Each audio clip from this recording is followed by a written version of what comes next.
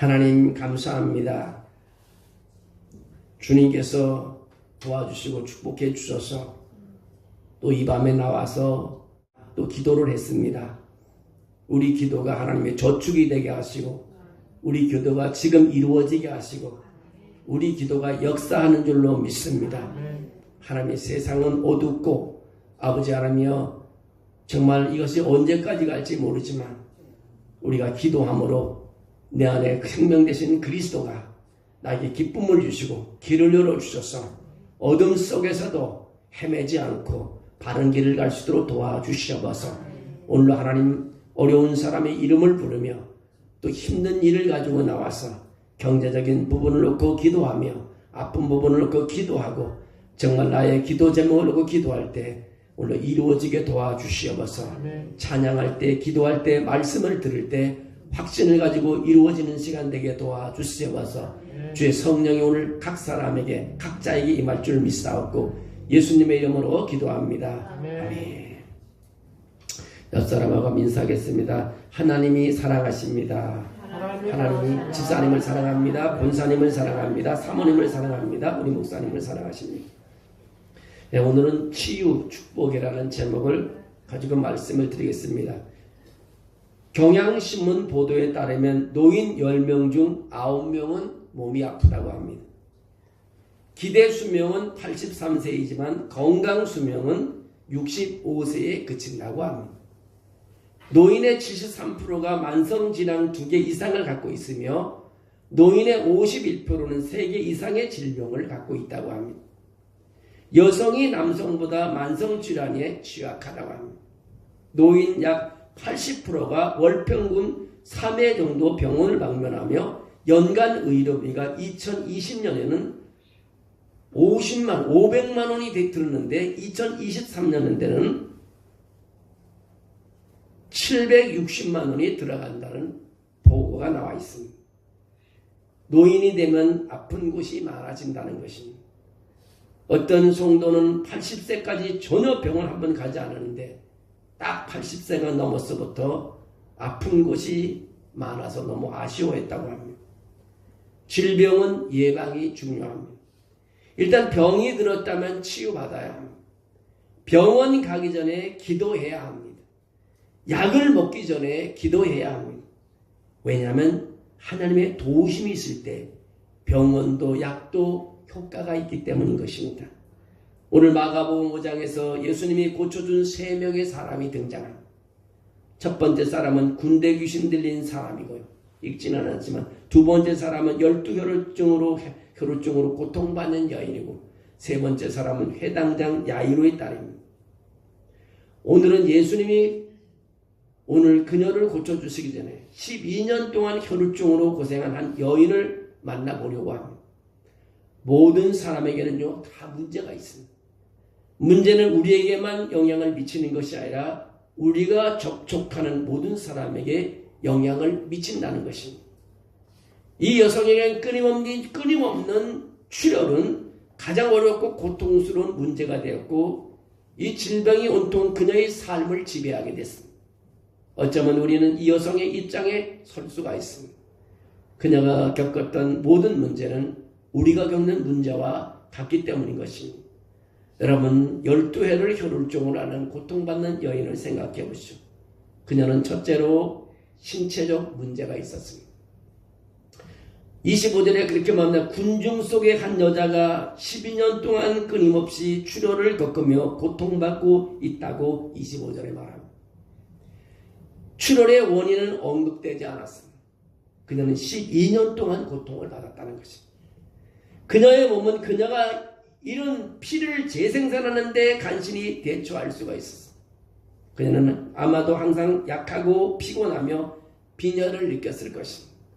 나중에 우리는 그녀가 자신의 끔찍한 상태에서 치유되었다는 것을 29절에서 찾게 됩니다.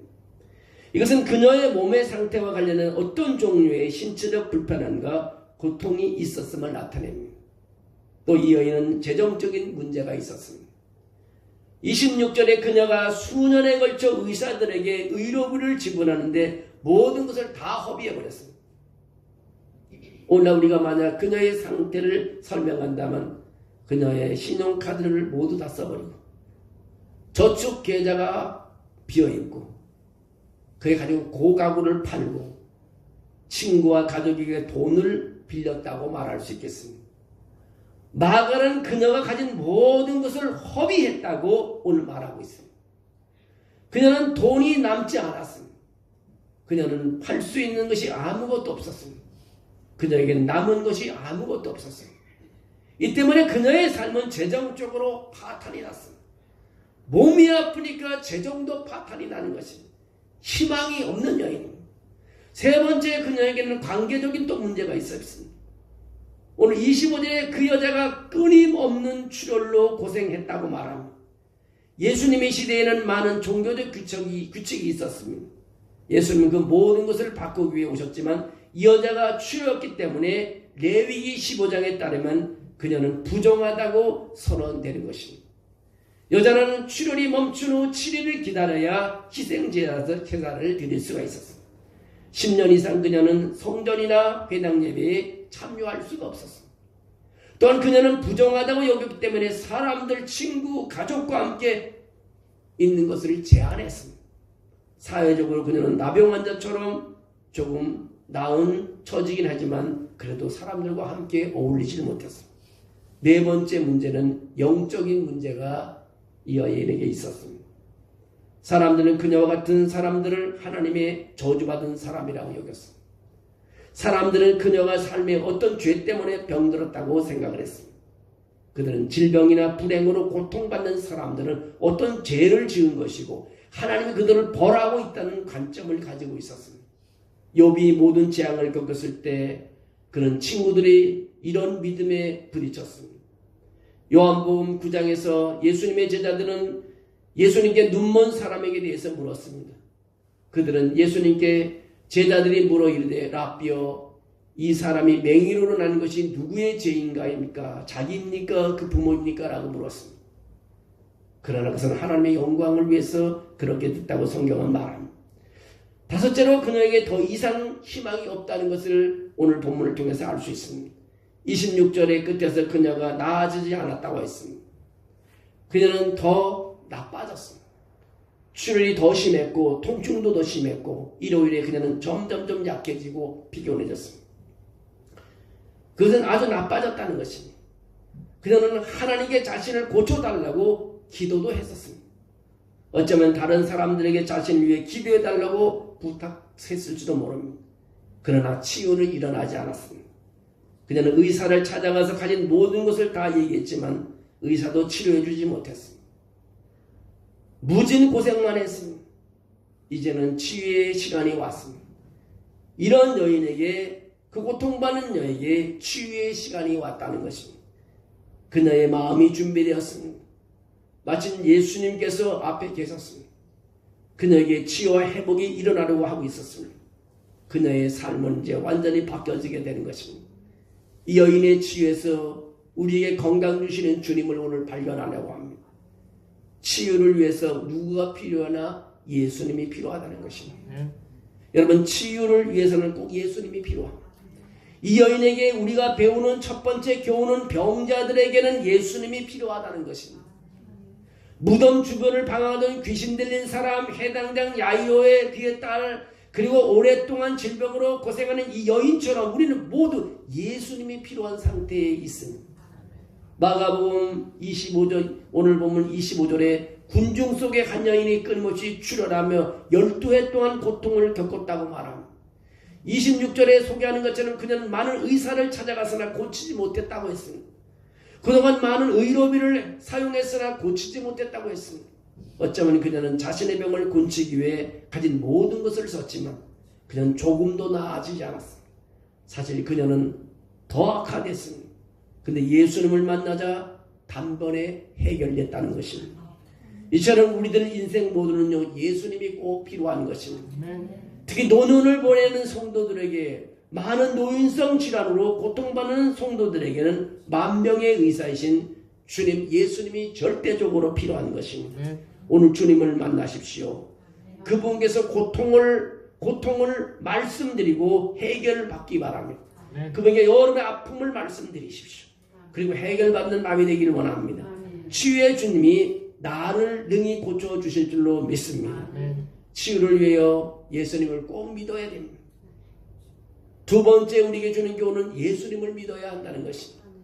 기본적인 내용인 줄 알지만 이 여인에게 대해서 여러분에게 도움이 될 만한 점을 알아차렸으면 합니다. 27절에 그녀는 예수님의 간에 들었으므로 군중을 해치고 예수님 뒤로 와서 그분의 옷자락을 만졌다는 것입니다.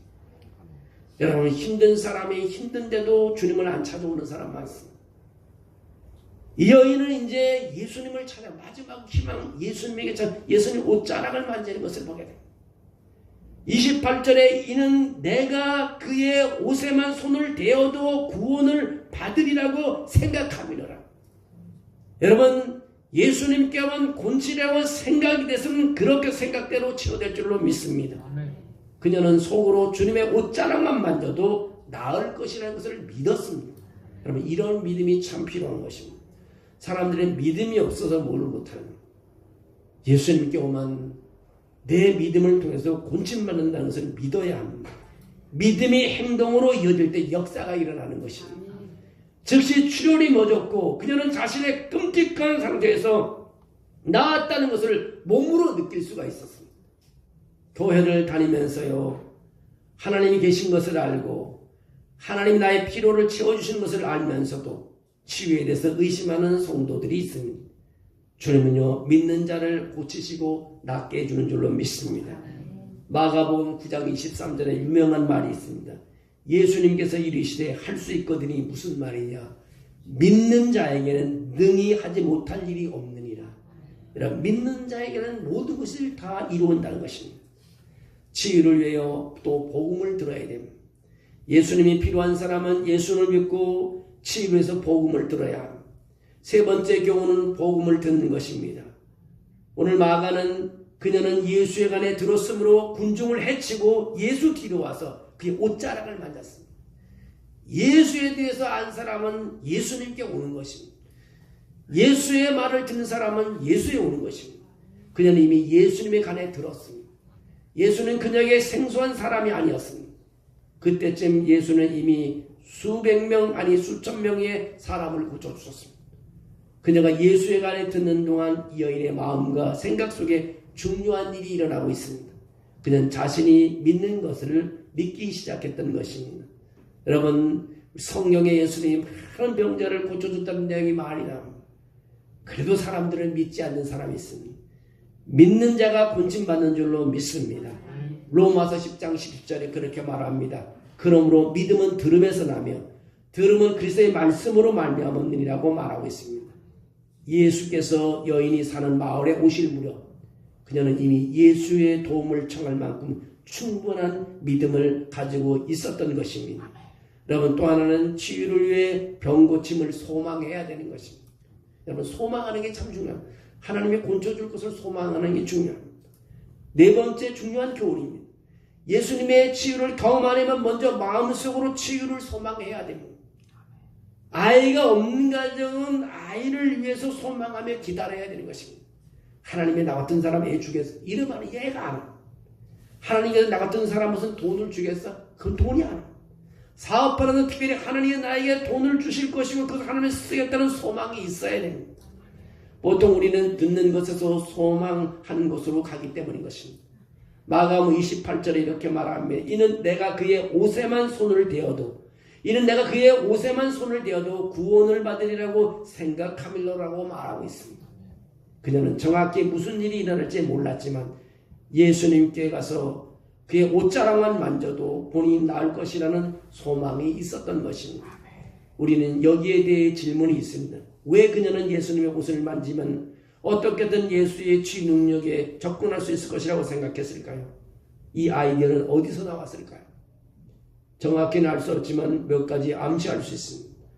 마가복음 3장 10절에 그렇게 말합니다. 이는 많은 사람을 고치실 분으로 병으로 고생하는 자들이 예수를 만지고자 하여 몰려왔음이라고 말하고 있습니다. 예수를 믿는 것과 예수를 만져서 예수님이 치유하신 것 사이에 연관성이 있습니다. 그녀는 사람들이 예수님을 만져서 치유되는 이야기를 들었습니다. 그래서 그녀는 스스로 그들에게 사실이라면 나에게도 사실이 일어날 수 있다고 생각했습니다. 그래서 군중을 헤치고 들어가서 예수님의 옷에 손을 대었습니다. 그러자 치유가 됐다고 오늘 성경은 말하고 있습니다. 여러분, 치유는 용감해야 되는 것입니다. 여자가 부끄럽다고 창피하다고 예수님 주변이 너무 사람이 많다고 돌아갔다면 그녀에게는 치유가 일어나지 않았을 것입니다. 믿음의 치유를 위해서는 용감해야 되는 것입니다. 용감하게 교회에 나와서 용감하게 기도해야 되는 것입니다. 내가 급한데 남들 체면체할 필요가 없습니다. 내가 죽겠는데 다른 사람 생각할 필요가 없습니다. 내가 하나님께 부르짖어야 되는 것입니다. 이제 다시 이 부분을 보세요. 왜냐하면 우리는 듣는 것에서 희망하는 곳으로 그리고 치유하는 곳으로 가기 때문인 것입니다. 29절에 곧 출혈이 멎었고 그녀는 자신의 끔찍한 상태에서 치유되었음을 몸에서 느낄 수가 있었습니다. 그녀가 그분의 옷자락을 만질 순간, 예수님의 옷자락을 만질 순간 그녀의 몸이 회복됐다는 것입니다. 하나님의 능력이 순식간에 그녀를 치유해 주었습니다. 그녀가 겪었던 모든 고통은 즉시 사라졌습니다. 그녀가 겪었던 모든 불편함은 즉시 사라졌습니다. 그녀의 에너지는 즉시 회복되었습니다. 그녀는 즉시 끔찍한 상태에서 완전히 치유되었습니다. 용감했기 때문입니다. 신앙은 이처럼 담대해야 되는 것입니다. 머뭇해서는 합니다. 앞으로 걸어 나갈 때 기적이 났습니다. 누가 오라 해도 난 예배에 간다고 해야 됩니다. 누가 뭐라도 나는 기도 간다고 해야 됩니다. 누가 커피 마시러 온다고 커피 마시다 보면 예배 시간 지나가고 시간이 얼마나 빨리 가는지 모릅니다.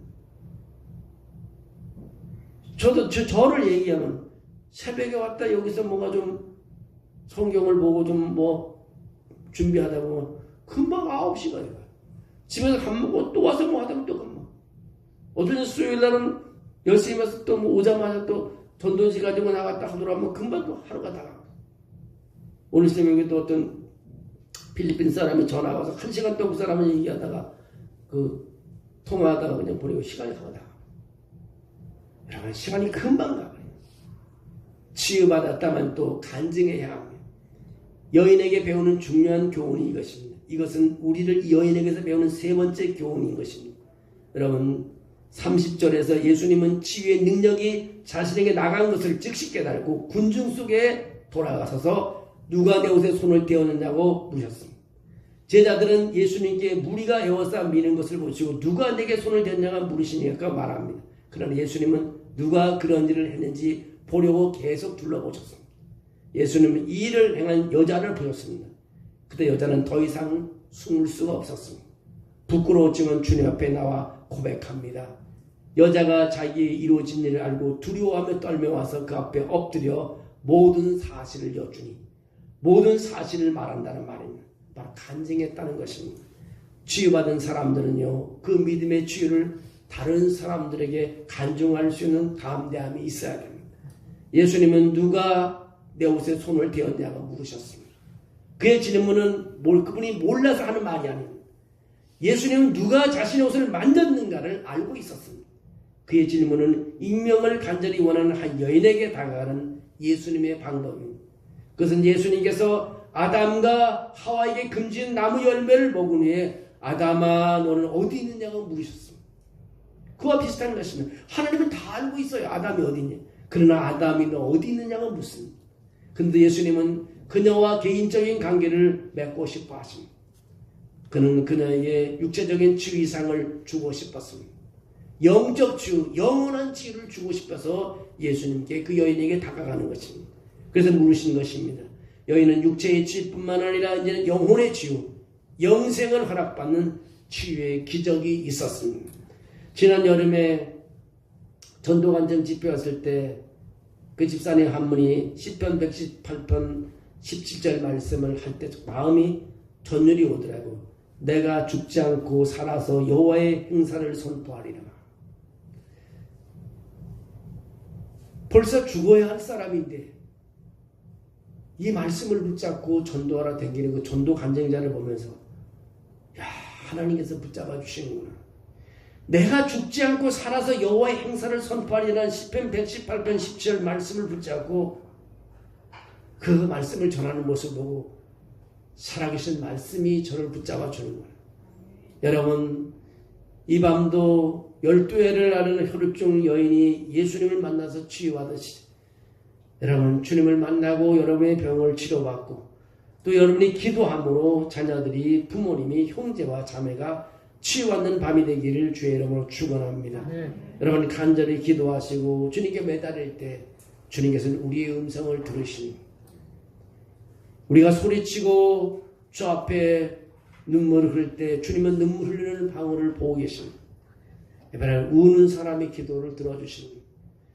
여러분 자녀들을 많이 길러봤지만 눈물을 우는 아이들에게 빵을 안 사줄 수가 없습니다. 자식이 힘들어할 때 부모가 눈물을 흘릴 수 있습니다. 여러분 이 시간에 함께 우리 기도하길 원합니다. 나라도 어렵고 경제도 어렵고 정말 내가 몸이 아픈 몸도 가지고 있고 가정에 어려움도 있습니다. 한 사람이 아프면요 온 가족이 비상인 것입니다. 여러분 정말 여러분의 자녀들 기도해 주시고 이 시간에 간절히 기도하는 시간 되기를 원합니다.